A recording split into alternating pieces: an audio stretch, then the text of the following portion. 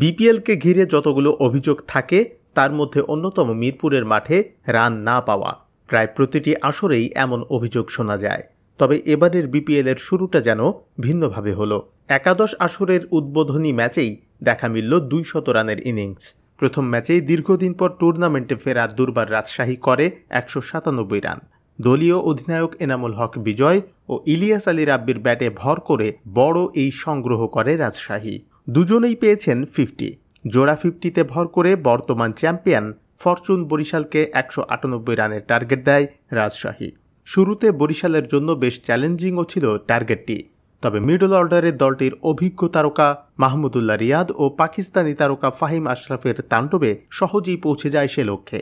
এই জুটির জোড়া 50তে প্রথম ম্যাচেই 11 বল হাতে রেখে 4 উইকেটের জয় পায় বর্তমান চ্যাম্পিয়নরা। ফরচুন বরিশালের জয়ের জন্য শেষ 5 ওভারে প্রয়োজন ছিল 98 রান।